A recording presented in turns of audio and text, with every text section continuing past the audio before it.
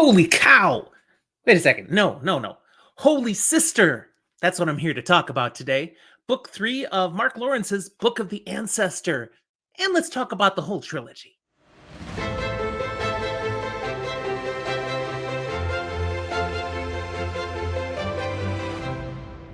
Welcome to Fantasy for the Ages. I'm Jim, the father of this show. My son Zach and I bring this to you here on YouTube and podcasts if you're an audio listener.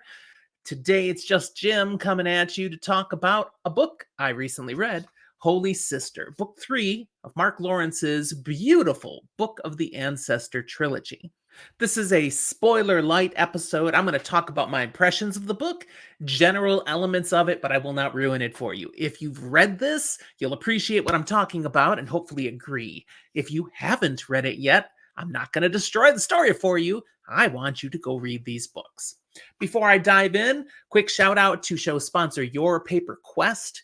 This is a great Book of the Month Club type opportunity focused specifically on self-published books that you might want to check out. We've got all the details in our show notes here, including a promo code, Fantasy20. If you want to get 20% off your first month's shipment, and there's no commitment.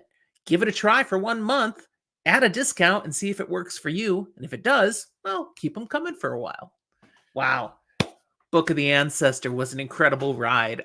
All 3 of these books were a lot of fun. I enjoyed seeing what Mark Lawrence brought forth.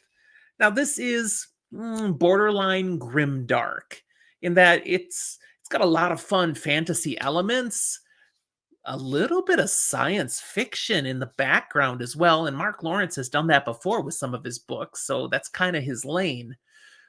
But there's also some real darkness in the background of these books, and especially here in Book 3, Holy Sister. Now, this follows Red Sister and Gray Sister. And you should know something here. This isn't a big spoiler. The focus of the story is a woman, started out as a young girl, but by the end she's a woman named Nona Gray. And she's at a magical school. You know, we have that kind of element going on in lots of stories, but in this case, the school is a convent, a very special kind of convent. They worship the ancestor. They go through years of training all these young girls to discern if they will be skilled enough, qualified enough to become an actual sister. And they might be invited to one type of these sisters. Maybe you're invited to the Red Sisters, or the Gray Sisters, or the Mystic Sisters, or the Holy Sisters. There's 4 different orders. But it's not just, well, we're the ones that run our schools, and we're the ones that run our hospitals. It's not like that. There are the Holy Sisters, who tend to be the more devout ones, who are focused on the worship of the ancestor and living out the faith of the ancestor. But all of the sisters have also spent time developing abilities, skills that are just fascinating to see this construct that Lawrence has put together. Some of these sisters focus on the skills that would make you be an excellent assassin.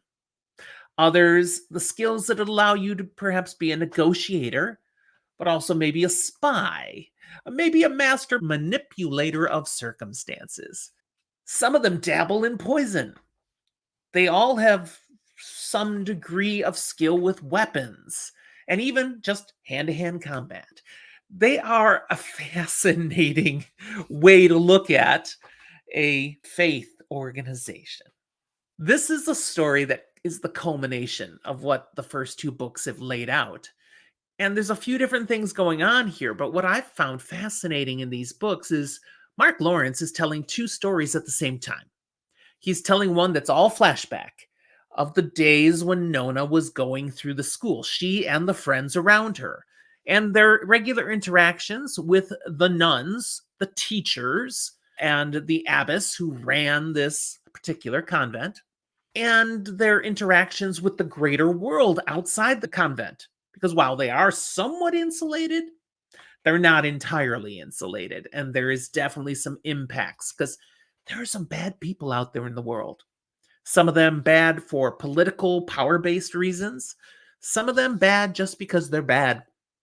And this impacts the people, and especially Nona Gray, for reasons that are explained in previous books, and I'm not going to get to in my Spoiler-Lite episode. But so we have elements of the book that are in the flashback, and then we've got elements of the book that are now in the modern day, where things are playing out that have their roots in the flashbacks.